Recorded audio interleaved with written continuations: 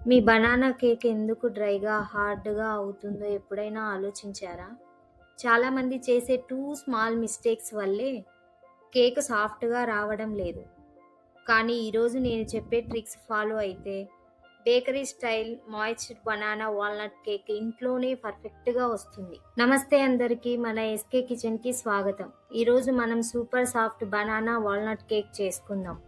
ముందుగా బౌల్ తీసుకొని బౌల్‌లో బటర్, బ్రౌన్ షుగర్ వేసి ఫ్లఫీగా క్రీమ్ చేయాలి.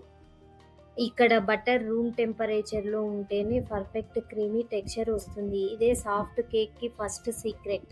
తరువాత ఎగ్స్, వెనిలా ఎసెన్స్ వేసి మిక్స్ చేయండి.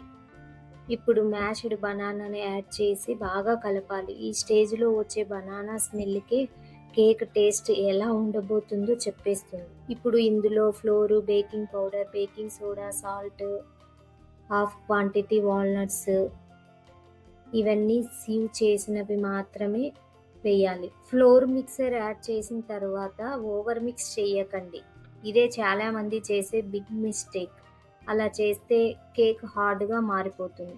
ఇప్పుడు బ్యాటర్‌ని ట్రేలో ట్రాన్స్‌ఫర్ చేసి పైనుంచి వాల్నట్స్ యాడ్ చేస్తే ఎవ్రీ బైట్‌లో క్రంచీ టేస్ట్ వస్తుంది. ఇప్పుడు ఓవెన్‌ని 170 నుంచి 180 డిగ్రీ వరకు ప్రీహీట్ చేయండి. తర్వాత 170 డిగ్రీస్‌లో 45 నుంచి 55 మినిట్స్ బేక్ చేస్తే హోల్ కిచెన్ బనానా కేక్ స్మెల్‌తో ఫుల్ బేకరీలా మారిపోతుంది.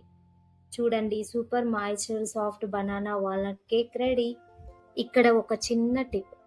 బనానాస్ ఎంత రైప్‌గా ఉంటే కేక్ అంత న్యాచురల్ స్వీట్‌గా, మాయిశ్చర్డ్‌గా వస్తుంది. చాలామంది ఇదే మిస్టేక్ చేస్తారు. రా బనానాస్ వాడితే బేకరీ టెక్స్చర్ రాదు.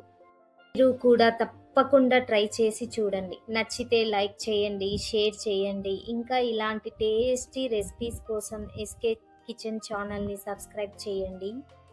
బాయ్. Thank you.